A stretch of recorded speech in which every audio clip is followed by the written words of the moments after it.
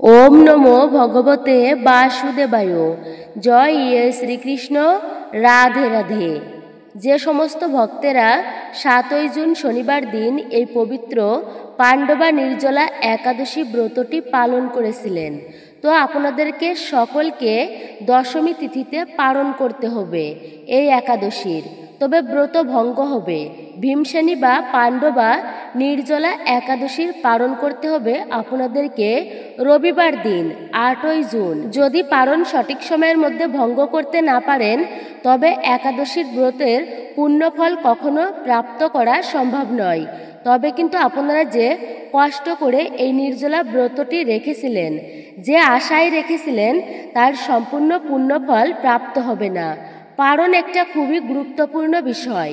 যে ব্যক্তি ভক্তি সহকারে এই একাদশীর মাহাত্ম্য পাঠ বা শ্রবণ করেন তিনি বৈকুণ্ঠ ধাম প্রাপ্ত হন। বছরের সমস্ত একাদশীর পুণ্যফল লাভ করা যায়। যে সমস্ত ব্যক্তিরা এই পাণ্ডবা নির্জলা একাদশী ব্রতটি রেখেছিলেন তারা নিশ্চয়ই সেই সমফল প্রাপ্ত করতে পারবেন। তাহলে বুঝতে পারছেন সকলে এই ব্রত পালনে কতটা পুণ্য সঞ্চয় হয়, আধ্যাত্মিক উন্নতি হয়, মনস্কামনা পর্যন্ত পূর্ণ হয় যারা সঠিকভাবে পালন করে। শ্রী ভীমসেন নির্জলা একাদশী ব্রত পালন করতে থাকায় এই একাদশীর নাম হয় পাণ্ডবা নির্জলা বা ভীমসেনী একাদশী নামে এই একাদশী প্রসিদ্ধ। বলা হয়েছে এই একাদশী তিথিতে পবিত্র তীর্থে স্নান, দান, জপ, কীর্তন ইত্যাদি যা কিছু মানুষ করে তা অক্ষয় হয়ে যায়, পুণ্যফল অবিনশ্বর। যে ব্যক্তি ভক্তি সহকারে এই একাদশীর মাহাত্ম্য পাঠ বা শ্রবণ করেন তিনি বৈকুণ্ঠ ধাম প্রাপ্ত হন। বছরের সমস্ত একাদশীর পুণ্যফল লাভ করা যায়। যে সমস্ত ব্যক্তিরা এই পাণ্ডবা নির্জলা একাদশী ব্রতটি রেখেছিলেন তারা নিশ্চয়ই সেই সমফল প্রাপ্ত করতে পারবেন। তাহলে বুঝতে পারছেন সকলেই এই ব্রত পালনে কতটা পুণ্য সঞ্চয় হয়, আধ্যাত্মিক উন্নতি লাভ হয়, মনস্কামনা পর্যন্ত পূর্ণ হয় যারা সঠিকভাবে এই ব্রত পালন করে। তো ব্রত হয় 3 দিন ব্যাপী, মূলত দশমী, একাদশী আর দ্বাদশী মানে পালনের দিন পর্যন্ত। কোন সময়ে আমাদের এই ব্রতের পালন করতে হবে, কিভাবে পালন করলে জীবনে সুখ, শান্তি, সমৃদ্ধি আসবে, কোন মন্ত্রে আজকের দিনে আমাদেরকে পালন কার্য সম্পূর্ণ করতে হবে, এরই পাশাপাশি আজকের দিনে শ্রবণ করতে হয় একাদশীর ব্রত কথা, ব্রত মাহাত্ম্য। অবশ্যই আপনারা ভক্তি শ্রদ্ধার সহিত শ্রবণ করবেন। অসম্পূর্ণ শ্রবণে দোষ লাগে, তাই অবশ্যই আপনারা সম্পূর্ণ শ্রবণ করবেন এবং সম্পূর্ণ পুণ্যফল প্রাপ্ত করতে পারবেন। আমাদের আজকের ভিডিওটি খুবই গুরুত্বপূর্ণ হতে চলেছে, যা প্রতিটি সনাতনীদের জানা প্রয়োজন। নমস্কার, আমি দীপা। দেশ ও দেশের বাইরে থেকে যে সকল দর্শকেরা এই মুহূর্তে ভিডিওটি দেখতেছেন তাদের প্রত্যেককে সুস্বাগত জানাই রায়কিশোরী দীপা অর্থাৎ সনাতন ধর্মীয় তথ্যমূলক চ্যানেলে। আমি সর্বদা চেষ্টা করি সনাতন ধর্মের এরকমই সকল গুরুত্বপূর্ণ বিষয়গুলি আপনাদের সামনে উপস্থাপন করতে, শেয়ার করতে। আসুন কিছুক্ষণ সময় প্রত্যেকে একসঙ্গে ধৈর্য ধরে আজকের এই পালন প্রসঙ্গে আমরা বিস্তারিত জেনে নিই। ভিডিওটি শুরু থেকে শেষ পর্যন্ত অবশ্যই শ্রবণ করবেন মনোযোগের সহিত। যদি ভালো লেগে থাকে তাহলে একটি লাইক করবেন, কমেন্টে ভক্তি, ভালোবাসা ও শ্রদ্ধার সহিত জয় শ্রীকৃষ্ণের জয়, জয় শ্রীবিষ্ণুর জয় অথবা আপনার গুরুদেবের নামটি একটি বারের জন্য হলেও লিখে জানাবার জন্য অনুরোধ রইল। চ্যানেলে নতুন হলে অবশ্যই চ্যানেলটি সাবস্ক্রাইব করবেন, পাশে থাকার নোটিফিকেশন বেল বাটনটি অল করে দিবেন। তাহলে চলুন শুরু করি আজকের মূল ভিডিওটি। আশা করছি আপনারা উপকৃত এবং সমৃদ্ধ হবেন। তো আসুন প্রথমে আমরা জেনে নিই এই পুণ্য পবিত্র পালনের দিন অর্থাৎ দ্বাদশীর দিনে আমরা এই পাণ্ডবা নির্জলা একাদশীর মাহাত্ম্য কথা বা ব্রত কথাটি মনোযোগের সহিত শ্রবণ করি। শ্রবণম মঙ্গলম, শ্রবণেও মঙ্গল সাধিত হয় বিশেষভাবে। তাতে যদি আপনি ব্রত নাও করতে পারেন তবুও বলা হচ্ছে একটি বারের জন্য হলেও অবশ্যই শ্রবণ করুন। এতে সেই ব্রতের পুণ্যফল অনেকাংশে প্রাপ্ত করা যায়।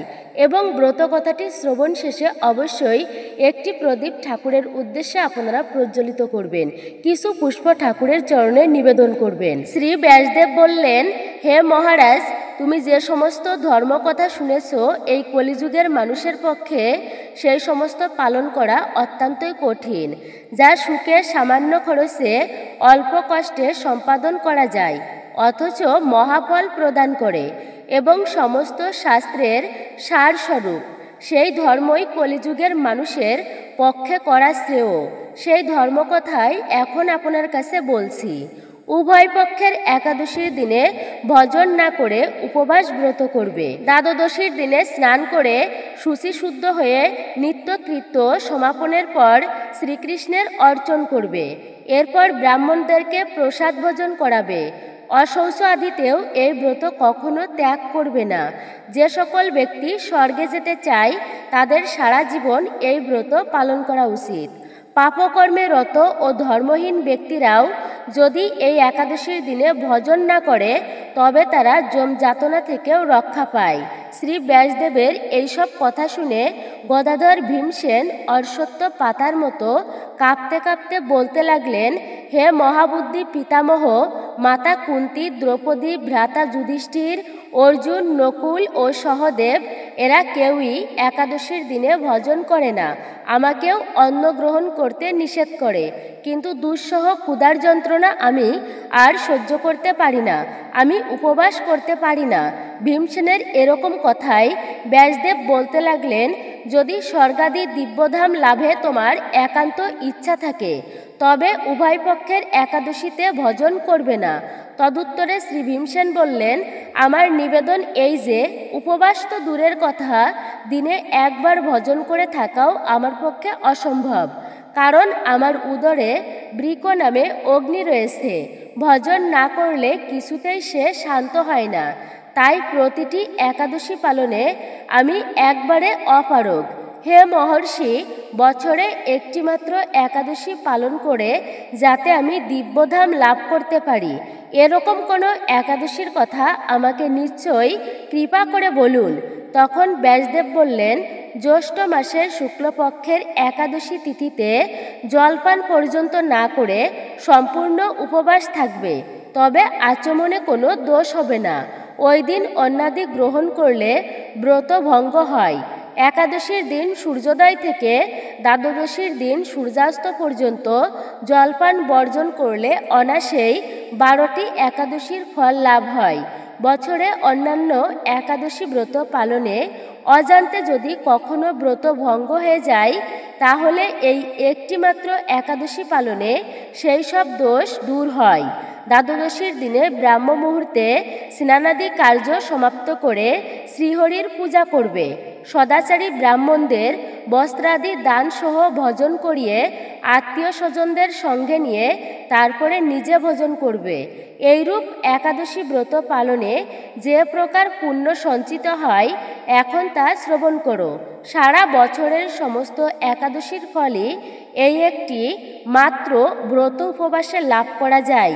শঙ্খ, চক্র, গদা, পদ্মধারী ভগবান শ্রীকৃষ্ণ আমাকে বলেছেন, বৈদিক ও লৌকিক সমস্ত ধর্ম পরিত্যাগ করে যারা একমাত্র আমার শরণাপন্ন হয়ে এই নির্জলা একাদশী ব্রত পালন করে তারা সর্বপাপ হতে মুক্ত হয়। বিশেষত কলিযুগে ধনসম্পদ দানের মাধ্যমেও সদ্গতি বা স্মার্ত সংস্কারের মাধ্যমেও যথার্থ কল্যাণ লাভ হয় না।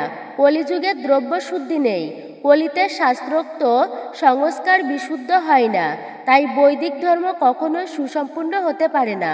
হে ভীমসেন, তোমাকে বহু কথা বলার আর কি প্রয়োজন? তুমি উভয় পক্ষের একাদশীতে ভজন করবে না। যদি তাতে অসমর্থ হও তবে জ্যৈষ্ঠ মাসের শুক্লপক্ষের একাদশীতে অবশ্যই নির্জলা উপবাস করবে।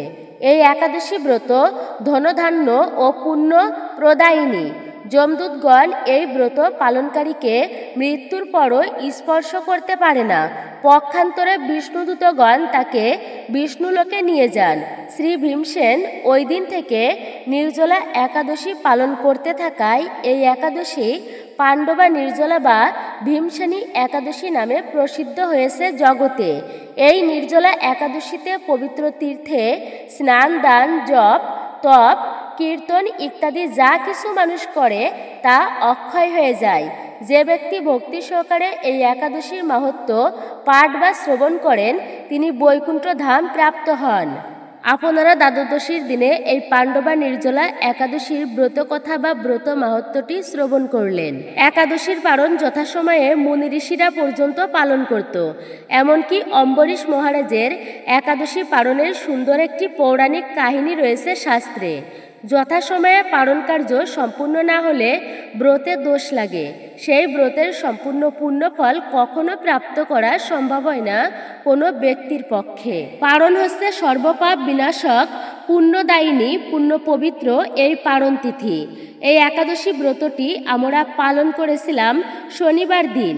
এই ব্রত পালন করা হয় ব্যক্তির মনের সমস্ত কামনা বাসনা পূর্ণ হয়, পিশাচ যোনি লাভ হয় না, বাষ্পীয় যজ্ঞের ফল, এমনকি সর্বপাপ হতে মুক্ত হওয়ার জন্য এবং আধ্যাত্মিক উন্নতির জন্য এই একাদশী ব্রত পালন করা হয় এবং সঠিক সময়ে পালন কার্য সম্পূর্ণ করতে হয়, যা ভগবান বিষ্ণুর উপাসনার সাথে বিশেষভাবে জড়িত রয়েছে।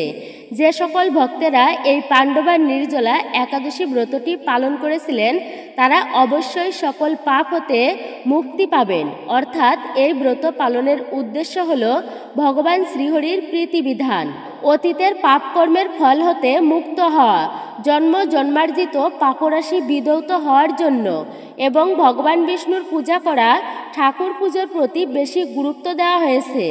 অনেকে বিভিন্ন ধরনের মনোবাসনা থাকে। এই ব্রত যারা ভক্তির সহিত পালন করেছেন শ্রীহরির কৃপায় তাদের মনোবাঞ্ছা নিশ্চয় পূর্ণ হবে। এই দিনে আপনারা যারা ব্রত রেখেছিলেন তারা নিশ্চয় ভগবান শ্রীহরি বিষ্ণুর সহিত লক্ষ্মী দেবীর পূজা অর্চনা করেছেন।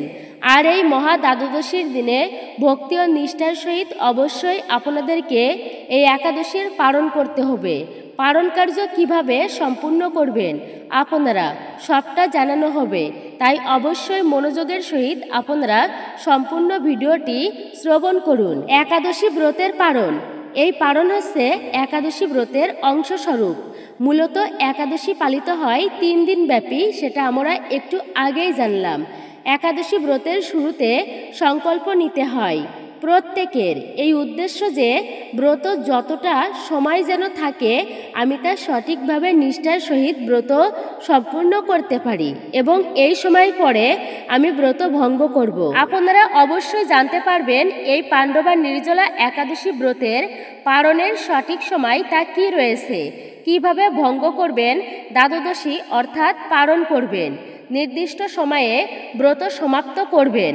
অতএব সঠিক সময়ে যদি পালন না করা হয় সেই ব্রতে দোষ লাগে, ব্রতে ত্রুটি থেকে যায়, আর যে ব্রত পূর্ণ হয়নি তা কুলসযুক্ত।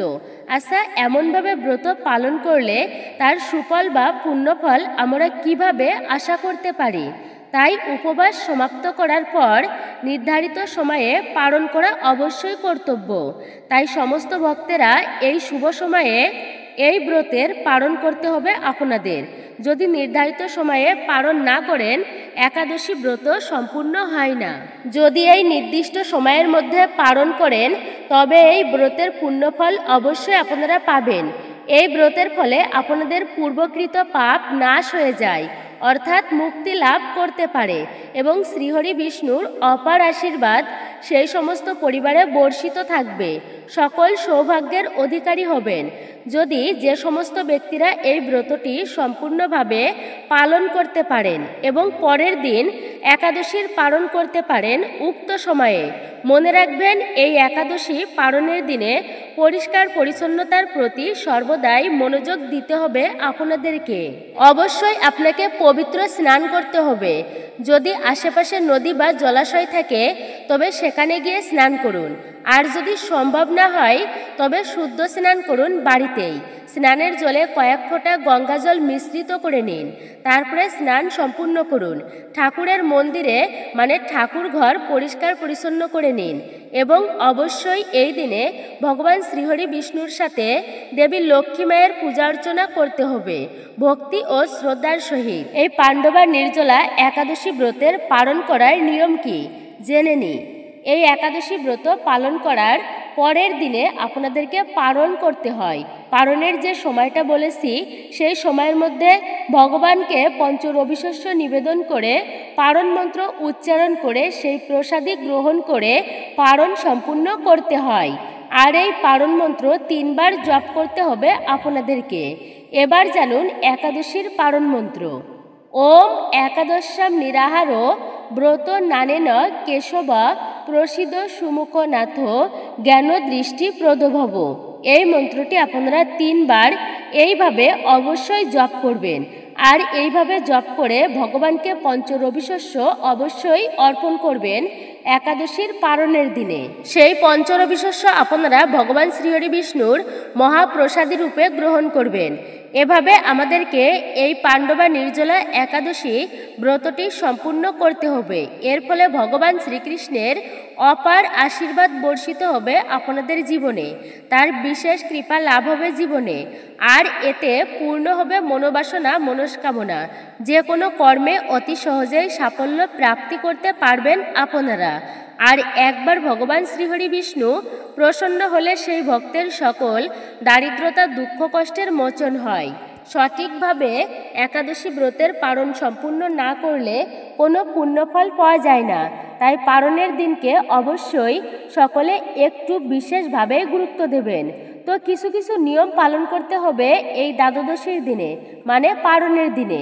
যেহেতু একাদশী হয় 3 দিন ব্যাপী, তো পারণটা হচ্ছে বিশেষভাবে গুরুত্ব দেওয়া হয়েছে এই পারণকে। রবিবার পারণের দিনে নিরন্তরভাবে ভগবানের নাম জপ করা, স্মরণ করা, মনন করা, ঠাকুর সেবা, হরিভজন, মালা জপ, শাস্ত্রাদি পাঠ করতে হবে।